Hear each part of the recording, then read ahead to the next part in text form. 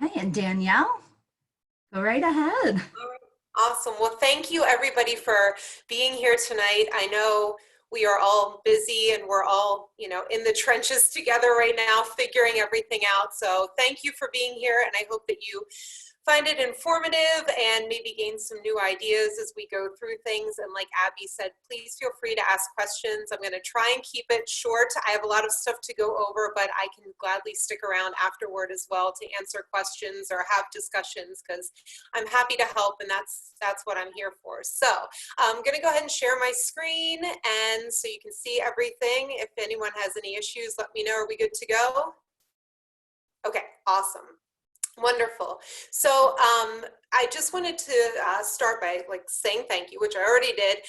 So we're going to be looking at project-based learning in the choral classroom, and a little bit of kind of the history, what I've been doing, and hopefully give you some working ideas as we go along.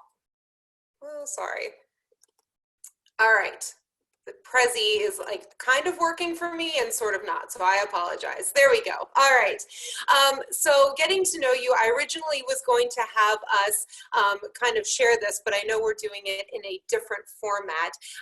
So originally I was going to ask everybody to show me kind of what your grade level is, but since we're kind of in a different setting and I was already able to look at your surveys that you filled out, I see that we have a lot of people here in different grade levels, which is wonderful and exciting to see.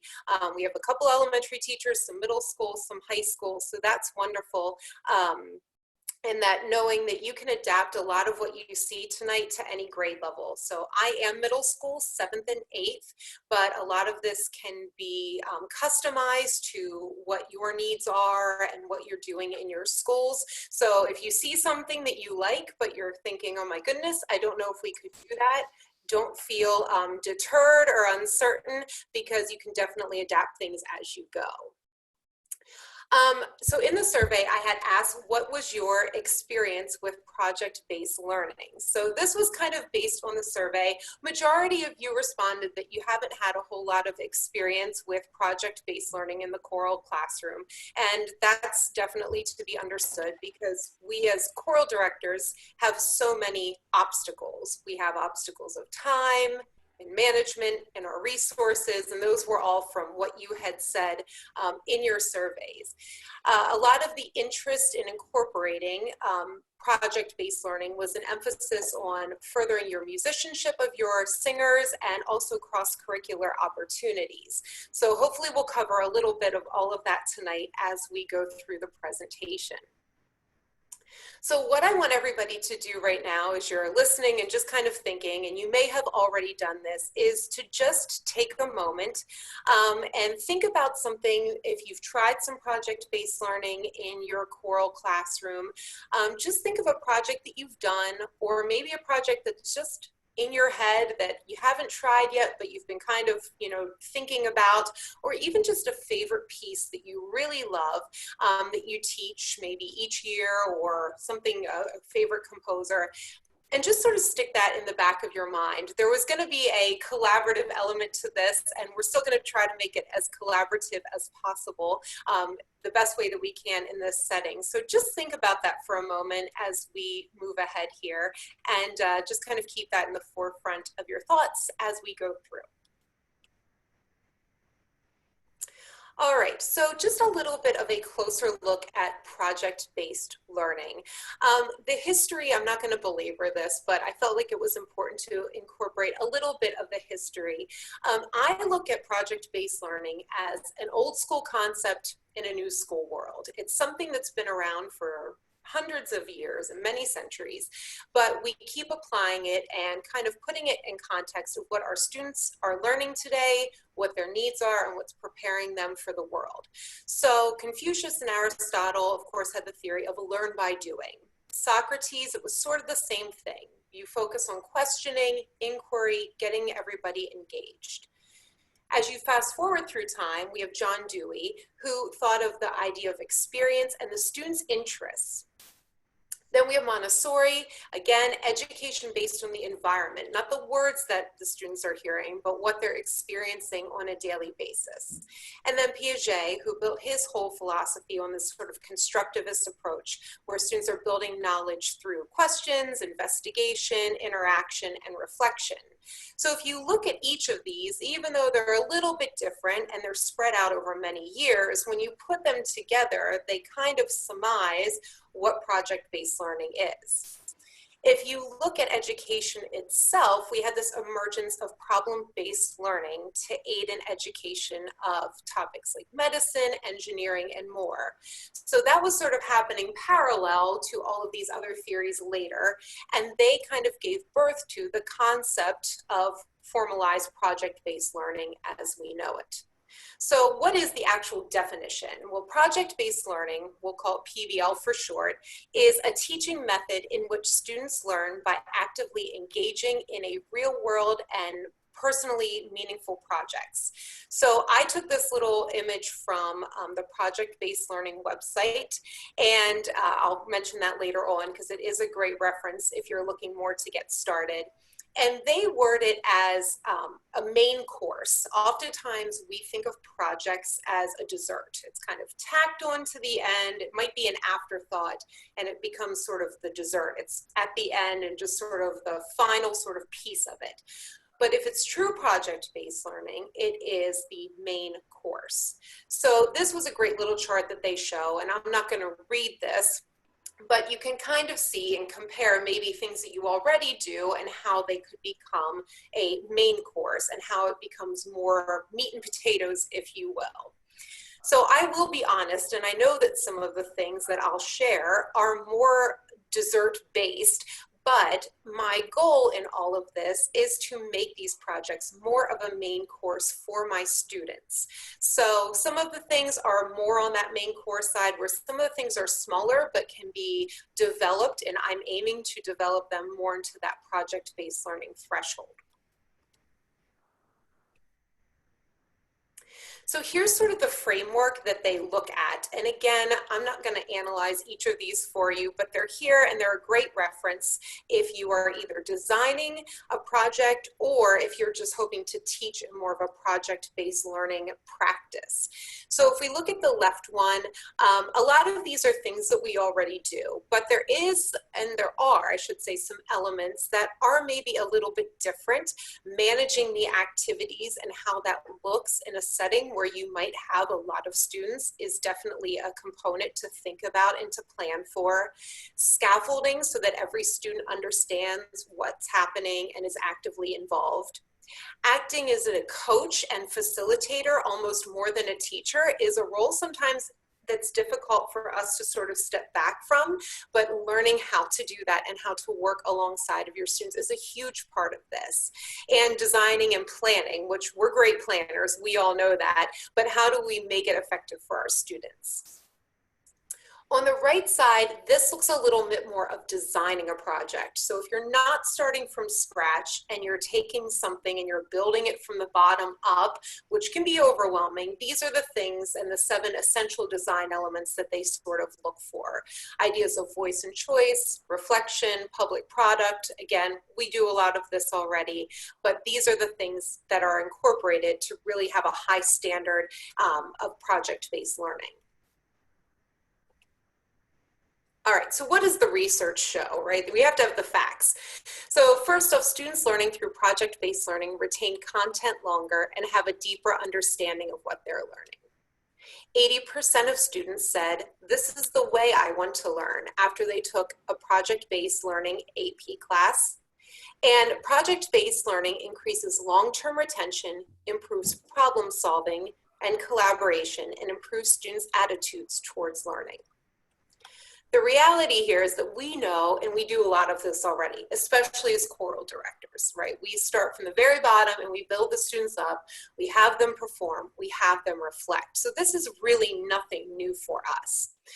But as this was sort of rolled out to me in my district and sort of, became a part of our discussion, I began to wonder a few things. So these were my questions. I began to wonder, what if I could teach my singers beyond the music?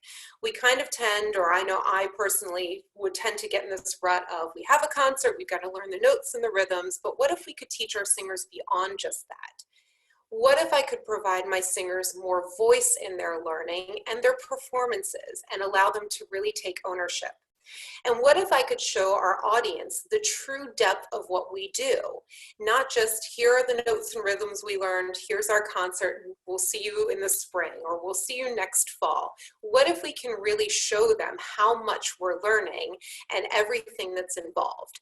And so when I began to think about these questions, I decided, okay, it's worth it to maybe make a mindset shift and try some of these things and begin incorporating some different project-based learning into my choral rehearsal. And so that's what I did with my 7th and 8th grade choirs, who I see every other day, and I usually see them about 44 minutes. So we'll take a look at a couple project examples. And that way you can maybe get an idea of some things that you might want to try in your own classroom. So the first one is program notes. And I started this was kind of something I started small. I know many of us already do program notes in our regular concerts. And so I just began to wonder, instead of me writing the program notes and having my students read it, what if I allowed them to come up with the program notes? What did they think is important, like our audience should know? What were their takeaways? And so we began to have them select one piece of rep, and they created an original program note about that piece. And I really gave them free range in what they chose to write about. They could talk about the background of a composer, they could talk about the personal connection that they had to the song, and then I select some of the most informative notes and I have my students read those at the concert as an introduction to the piece. So as an overview, you can really go about this in an old school way or a new school way. It's totally up to you. Of course, now in our current state, the new school way, this is something that you could definitely do with your students in our sort of distance learning or e-learning platform that we're using now. I had done this with my learning management system, which was Schoology, and that seemed to work great for me and for my students. But if you wanted to do it the old school way, that is great as well. Time is a big thing that comes up in all of these, kind of concepts of project-based learning and the time and the thought of giving up your rehearsal time to do this. So I usually give one rehearsal for explaining the project. Now, the great thing about this is, for my students, depending what age you have, once you do it once, they have a pretty solid foundation of what's expected from them. So I give them one rehearsal to explain it and allow them to kind of work alongside of them to work out ideas or questions that they might have. And then I usually make it do 1 week from them. Some students finish it in that single rehearsal and other students need that extra time, but it usually works out pretty well. I have all my singers complete the project, but they get to elect if they want theirs to be considered to be read. So everybody does it. I just have them make a little note at the top saying, yes, I'd like mine to be considered, or no, I don't really want mine to be considered. And that narrows it down for me as the director, so I'm not considering all of them. I know the ones that really want to be considered to be featured at the concert. This is a great cross-curricular opportunity for you to collaborate with an ELA teacher at your school. So it's a great time to reach out ahead of time and say, I have this project in mind. Is there a way we can incorporate it? Which is also a great management of time for you. If you can have your students maybe work in their class, it's a great opportunity for them to work with their teacher, work on some of those skills, as well as building their musicianship skills as well. And I use this a lot as a substitute plan if I need it, or even a brain break. So if it's Friday and we've rehearsed and we worked really hard all week, yes, we're still thinking about our music, but it's also a great way for them to just have a moment to do something different. And when we come back the next week, I find that they're more focused and they're ready to rehearse, but we haven't lost momentum in terms of what we're learning. These are some examples, and I'm not going to read all of these, but these were written by my 7th and 8th graders at various points. So you can just get an idea of what they look like, what the finished products were. Obviously, these are some of the top ones that were written, but I do keep these examples and I put the examples on the papers so that, or the assignment, I should say, so that students know what to expect and they can see what I am looking for. This is a great song, by the way, if anyone's ever done that. It's a good one by Lady Antebellum. And this one was probably my favorite, and I'm just going to read a little bit of this because it's so great and I think it's so fitting for right now. Urgency, anticipation, and a passion that is earnest and alive. All of these and more are unfurled through the rhythmic movement of Keep Your Lamps. These types of songs were passed by oral tradition or word of mouth throughout generations and finally got to be arranged by Victor C. Johnson. This song in particular says, "Keep your lamps trimmed and burning, the time is drawing nigh." This excerpt means that while times are hard and it's difficult, it's almost over. So keep your head up and yes, your lamps burning. So that was a great one. That was written by an 8th grade student, obviously for Keep Your Lamps. And then this is a rubric that I use. This is something I found that I thought was fitting and worked well for both 7th and 8th grade.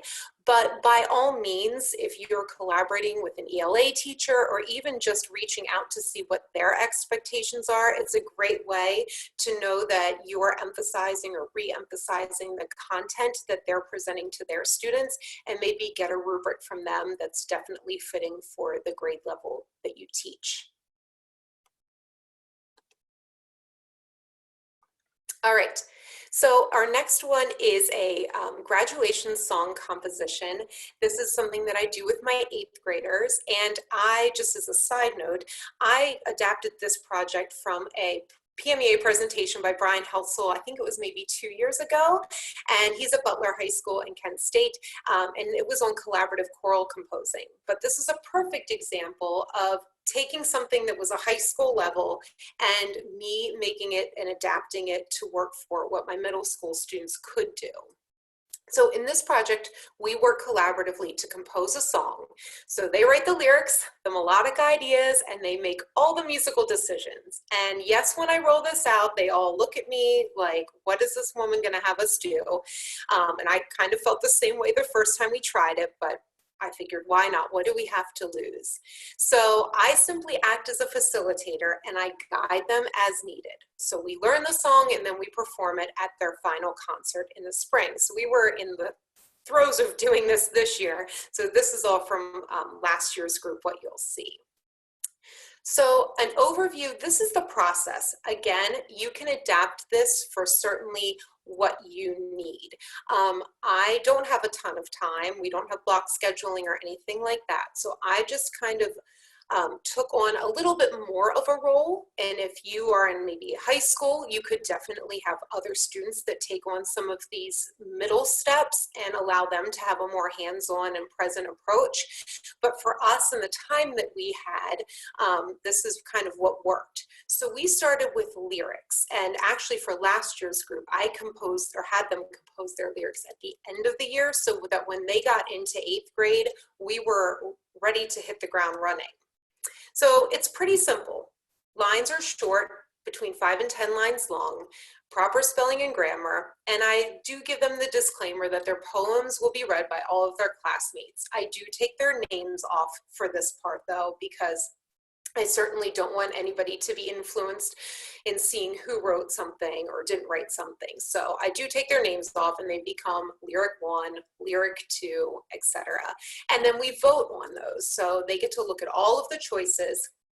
And depending how many students we have, I usually try to select 3 to 4 different poems so that we get a wide range of students involved and that there's lots of choices of lines that they can work with when they're composing.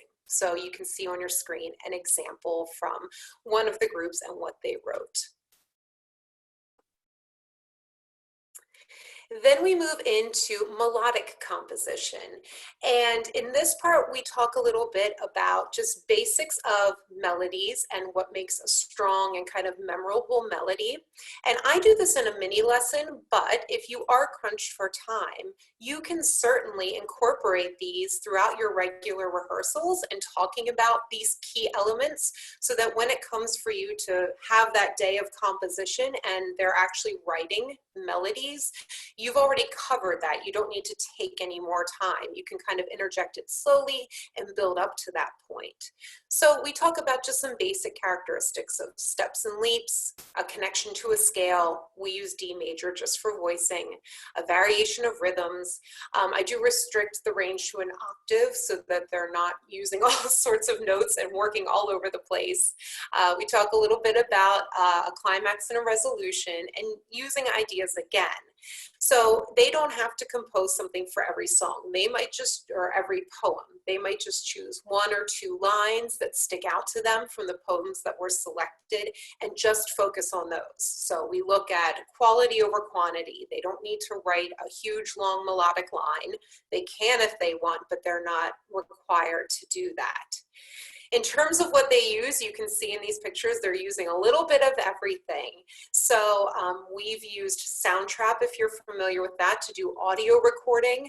I've had students write in NoteFlight, and if your school happens to have NoteFlight Learn, that's a great way to do this and collaborate and make your job a little bit easier.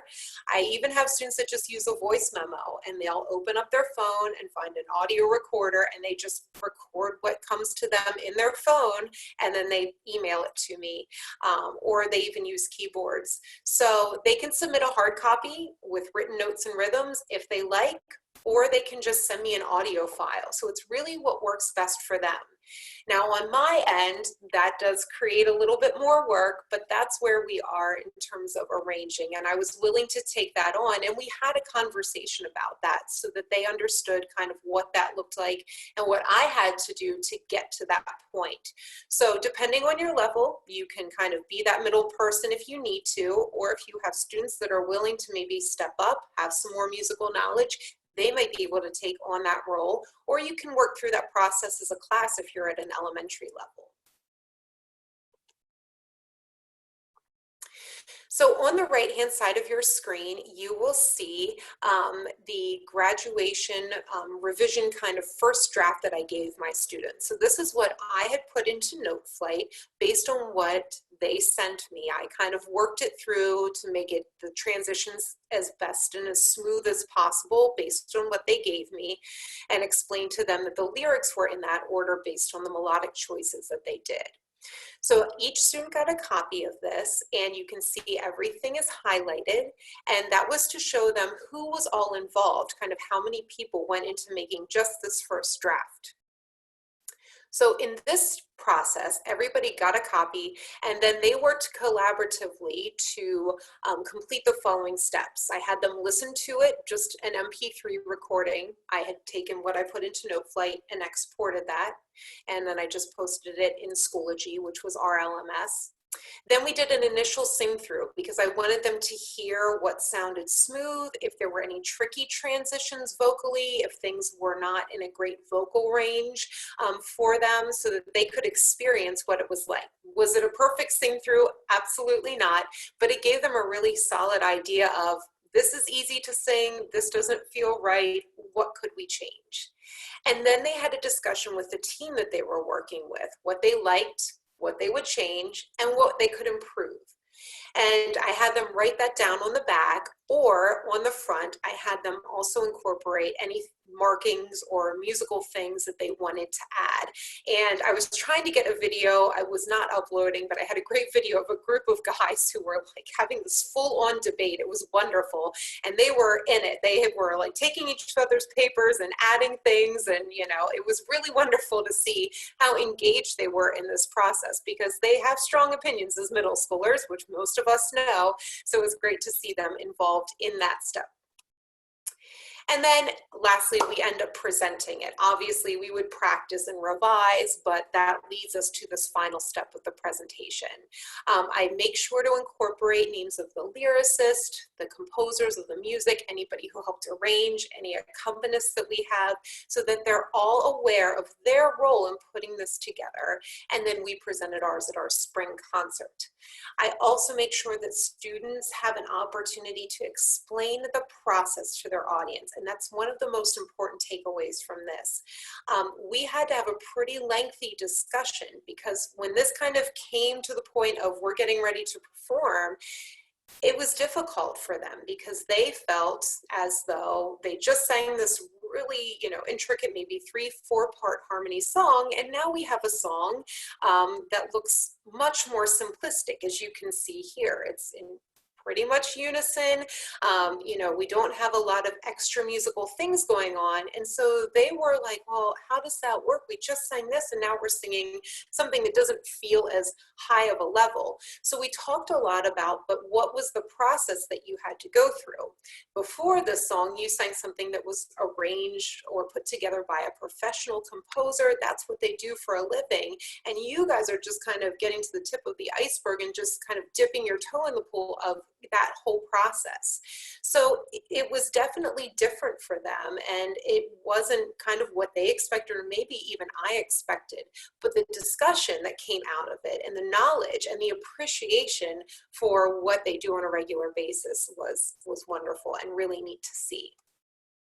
So you can just kind of get a good look at what they added in. You can see, if I had the side by side, they added some tempo changes and a little bit of harmony in there, and a key change. That was the other thing that they wanted in there to kind of build some anticipation. So we could keep going with this, but that's sort of an overview. And assessment. So again, biggest thing here is the process over the product. I did nothing with analyzing what their final song sounded like. It was more about the key points of lyrics, melodic ideas, reflection on that first draft, and then I had them do a post-concert reflection as well. Concert gallery is sort of a sum of all parts. This was probably the biggest thing that we took on, and we did this last year, where students really just chose their own project, their own direction, and we displayed those in a gallery in the lobby so that people, friends, family attending could come early, stay after, and view our projects.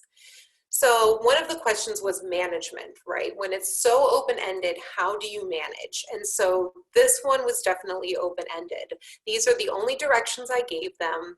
The steps of the songs were just the choices from our sorry, I'm just seeing something come up here. I want to make sure I'm not missing anything. Okay.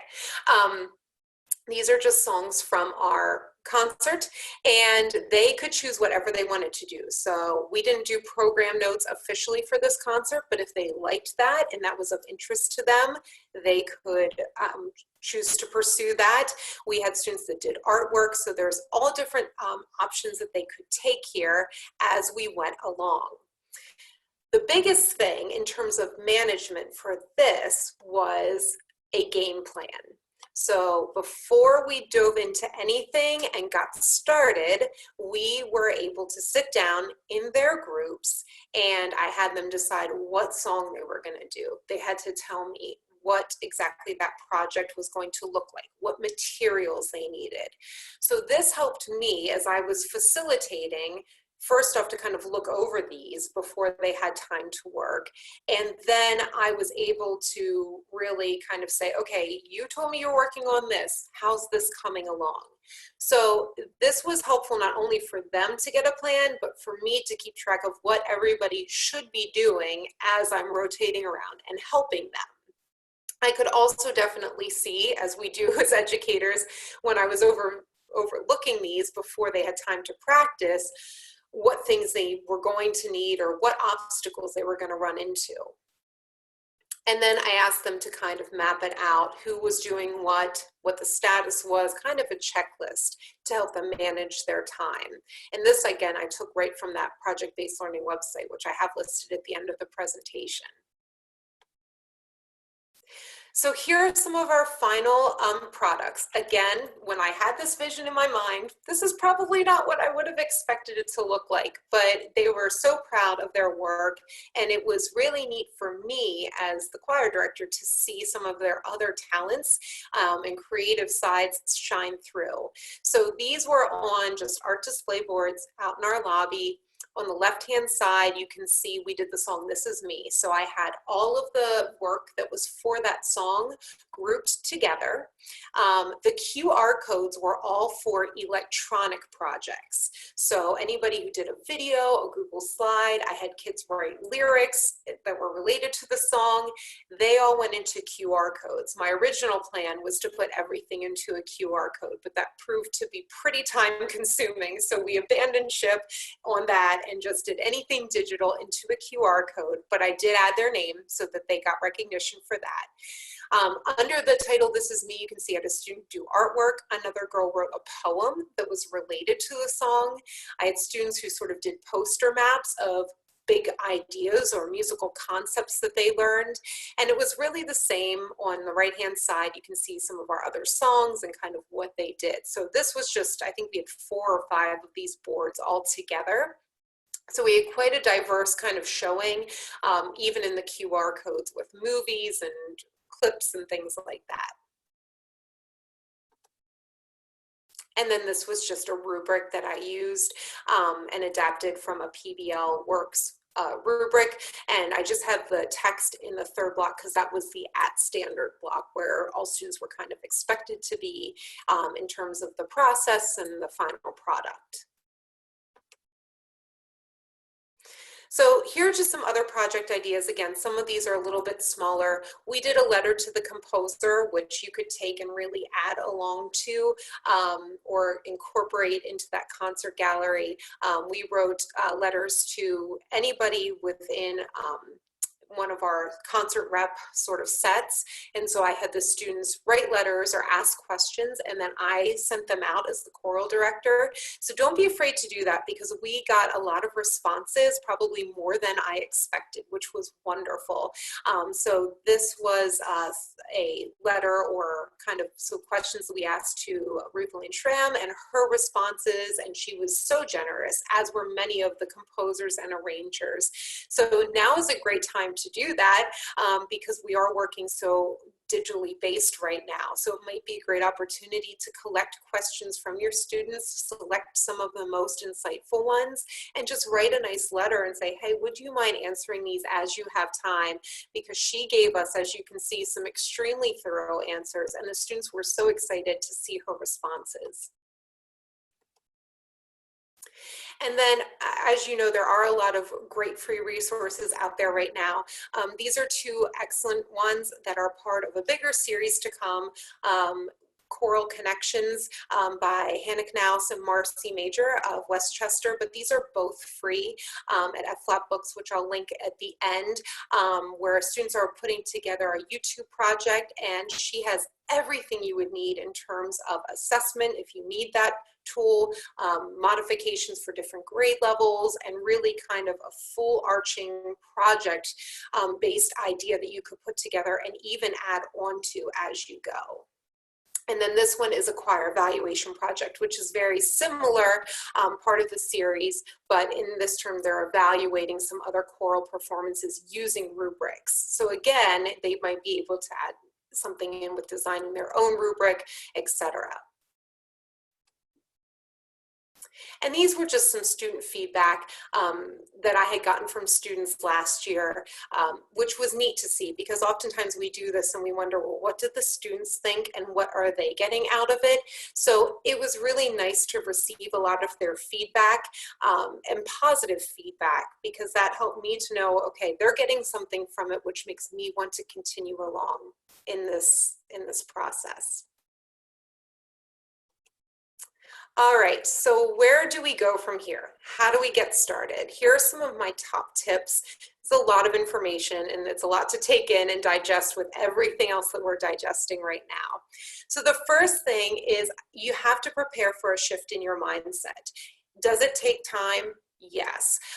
But that being said, you can definitely modify any of these things, as I mentioned, to work for you and for your students and for what time that you have. Don't be afraid to start small. I showed that program notes project first, and that was something that I did, just kind of dipping my toes in the water, saying, I think I might want to try something a little bit different, but I'm not sure how this will work. And then eventually that concert gallery, that was just last year, and there are still changes I would make to that and adaptations. But don't be afraid to start small. And now's a great time to do that because we have the time to kind of try some things that maybe are different. Don't be afraid to adapt an existing project. Take something that's already in existence and make it work for you. No, it's not going to be perfect, and that's okay. It's going to look messy. It's going to look a little wild in your rehearsals. Somebody might walk in and go, what's going on? I thought this was chorus. What are they doing? But when you explain the process and what they're getting from it and what their kind of knowledge that they're gaining, I think it's well worth it. Document the process as you go. When you try things, whether they go well or whether it's a total flop, don't be afraid to document so that the next time you try it, you know what you need to change. Seek feedback from your students. And I know if you know any of my other things that I do, this is a huge one for me, but don't be afraid to get their opinion. Especially as middle schoolers or as a teacher of middle school students, that can be scary, and I'm well aware of that, but they are the ones who are working through it, and sometimes you're really surprised at the feedback that they give you, and it can be very helpful in directing your teaching. And share their work, even if it's not what you or they expected, and I mentioned that a few times. Our graduation song, we had to have a big conversation about that. And even the concert gallery, that wasn't my original vision, but they worked so hard and we brought it to life. And the feedback from the audience and the students was so great, it was well worth it. So I mentioned some of these resources as we went along, but I'm going to list them here, and that way you have them in the presentation. The first thing was, as we started all of this, I asked you to think about, something that, a project you've done or a song that you really enjoyed, and how we can bring that to life. So although we're not together, that was my original intention for this presentation. If you go to this tiny URL, right now it's a blank document. There's nothing in it other than a title, so you know what it is. But I would love if we can continue to add to that as you have ideas, whether there's something you've tried or something you want to do. If you list things there, I think it would be wonderful because we can all contribute to that and we can add to it as we need and help each other in working through some of these ideas and kind of just even bouncing ideas off of each other. FLOP books, I mentioned a couple of the resources. My program notes project that I mentioned is posted there for free. You can access a full document with a rubric and slides for your students. You can just copy them and paste them right into whatever you're using right now. And some of Marcy's projects as well. They're wonderful and they're there for you as you need them. And then I mentioned a lot about that Project-Based Learning Works website, where I got a lot of my initial kind of ideas and information. So this is a great starting point just for information as well as resources, planning guides and things like that if you need them or as you might want to dive into this a little bit more. All right. I think I got through it all. It's so weird presenting and I can only see one person. So I have no idea what, feedback and things like that, but I'm happy to answer questions now. I'll stop sharing my screen momentarily so that I can field or answer any questions or anything that you might have. If you need to go, thank you for your time. I really appreciate it. And you can always feel free to email me or follow me over at Musical Middles. I share a lot of what I do there as well. Danielle, that was great. Okay, that's good. Yeah, that was a lot. That was like you said, it was a lot to take in. We had a couple people request to be able to access your PowerPoint. Yes, I can definitely do that. Okay. If you want to, for some reason, I'm guessing it probably has something to do with her internet. It looks like we've lost Abby. Oh, So no. yeah, I mean, it's okay. It's not a big deal. It's still recording to the cloud. But Gareth, congratulations. You are our host now. You must have been the next one alphabetically. um, but that's okay. It's still recording to the cloud. So we'll have it. And if you could, Danielle, send Abby the PowerPoint, then what she's going to do for everybody is send you a follow-up email with links to the 2 surveys you have to take for the Pennsylvania Department of Education Act 48 Hours. But also she'll include that the PowerPoint for everybody. And then within the next couple of days, the recording of this webinar will be available if you want to go back and watch it again or share it with anybody you know that you think might be able to use it. And then we did have a couple questions too. Awesome. That the project where they wrote their own lyrics, Yes. and I believe you had 7th and 8th grade examples there. Someone asked, did they perform that as a unison a cappella piece? They performed it in unison, yes. And I gave a very kind of like bare bones accompaniment, I believe. Unfortunately, this year, this is, not relevant anymore, but I had an 8th grade boy who does wonderful arranging by ear and was like living for the fact that he was going to get to take this and arrange it for the 8th grade graduation. So last year, again, it was much more basic, but there's a lot you could do even in terms of, I think you could, even give them a chord structure if you wanted to just give them something to work off of and they could arrange over that. I definitely, that was my first go around with it. So there's things I would certainly change, but yeah, we did just a basic chord accompaniment that I put in underneath as they sang. Yes, Abby, everything kept going. We were lucky. For some reason, Zoom just switched it to Gareth to be the host, so she jumped back on there. Were you panicked at home, Abby? Super panicked. My computer just went black and the whole thing shut down, and I thought, oh my word, for the love. And I see the recording is still going. Yes, yeah. So we'll send you your check in the mail, Gareth.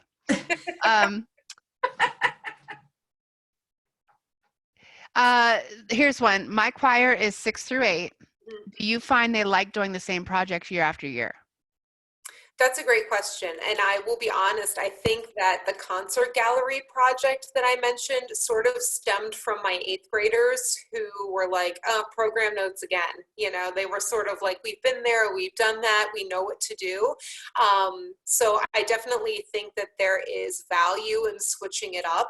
But I will also say, I definitely always do program notes at my holiday concert, and it's amazing to see the difference of what students submit in 7th grade and then what they submit in 8th grade, and there's a huge difference and improvement in what they tend to share. So I think it is worthwhile in some aspect, but depending how many concerts you do, like usually from winter to spring, I don't have them do it for everyone, or sometimes I ask for volunteers that would like to write something, but I don't make it a requirement in the spring. So I think there's definitely value in switching it up and giving them some other options.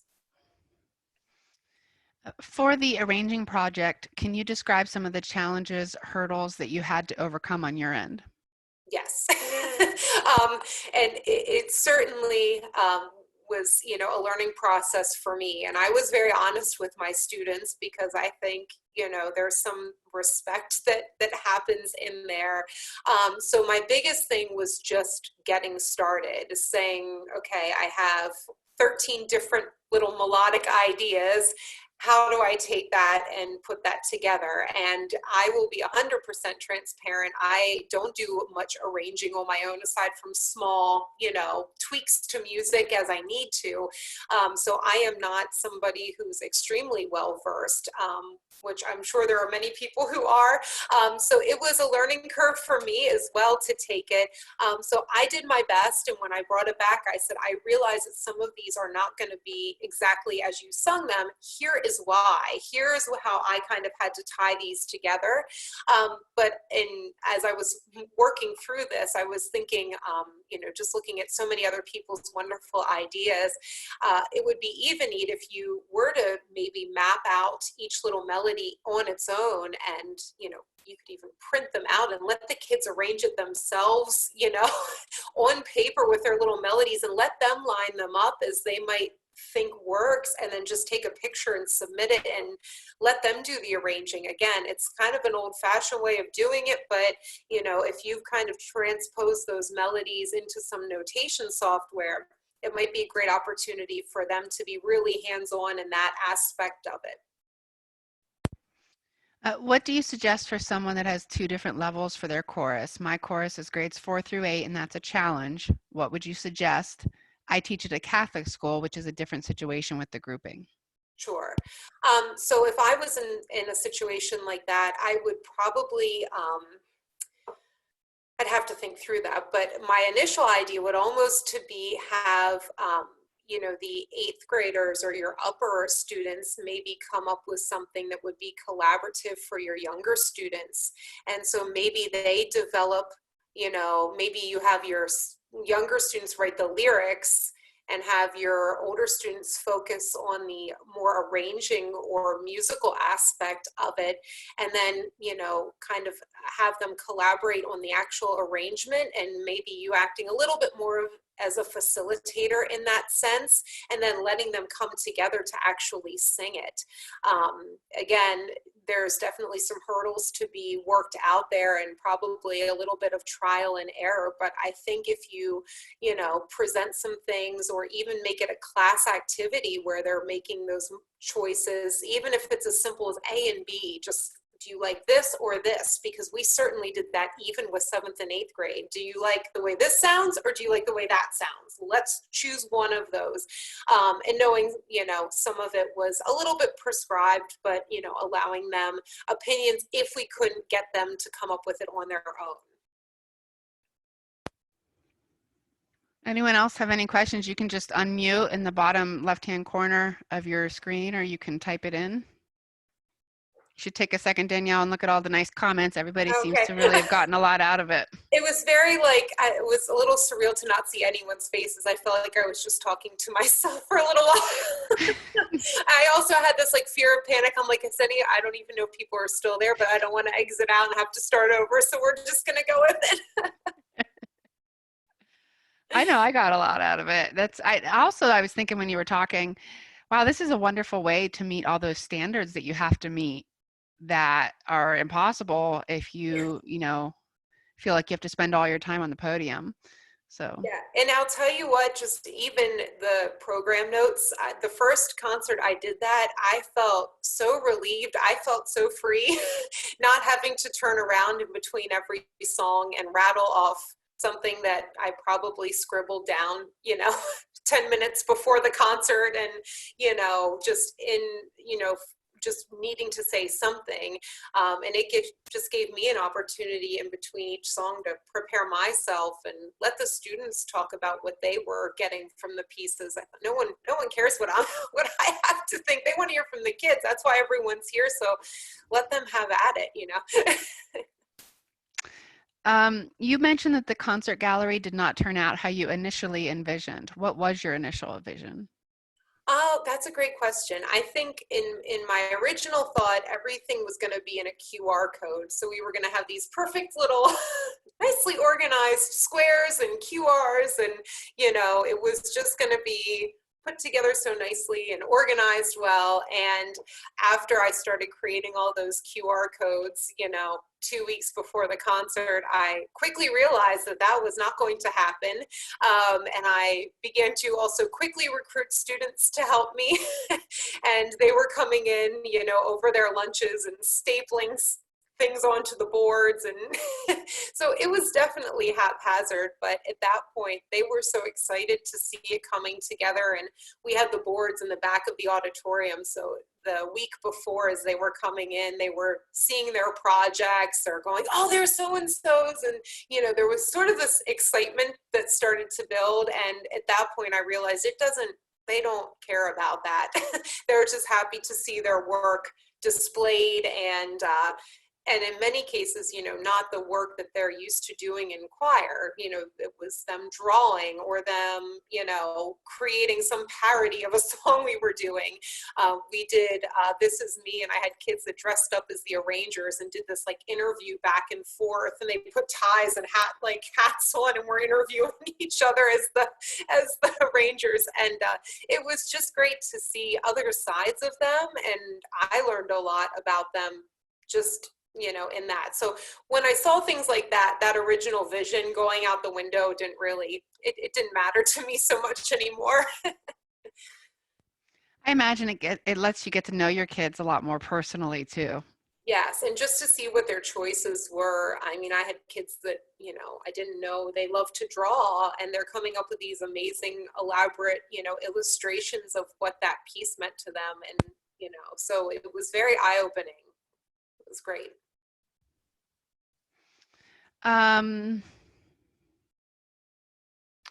I know that the presentation will be made available, but will the concert gallery handouts be made available as well? If not, is there a place we can find them for purchase? Yeah, I can make those available. And like I said, in all honesty, I've only done that project once, and I would certainly revise. But I mean, a lot of that was just, you know, trying a little bit of trial and error, and that I mentioned that mindset sort of shift and being willing to do that and take a risk. But I think it comes with a high payoff as well. So if you can get past that and be willing to say it might not go as planned, I think it's well worth the effort. So yeah, I'm happy to share those. Yeah, thanks. Abby, Danielle's going to email you her PowerPoint, or I guess it wasn't a PowerPoint, but her slides. Presentation. Yes, Perfect. and the concert gallery that Andrew just asked for as well. So, and I told everybody already that you'd be emailing them with the survey links, and that the recording would be available too. I totally stole your job from you. You totally covered it. No, I trained you well. No, that's perfect. Yep. That email will have everything in it, and look for that tomorrow. Did anyone else have any questions? Oh, look, Sarah's little kid is clapping for you. Oh, I Love it. All right, Danielle, thank you so much. This was just, my head's swimming with all the things I want to try. It was great. It's a lot. And like I said earlier, please, my email's in the presentation, but if anyone thinks of anything afterwards, I know it's a lot, and I was trying not to have it be overwhelming, but also informative. But please don't hesitate at all to reach out with any questions that you might think of afterward, or just if you want to bounce ideas off of somebody. I am more than happy to help and just be there as a sounding board, because I know I'm always reaching out to people, so I'm happy to be on the other end of that as well. Yeah, that was great. Thank you again.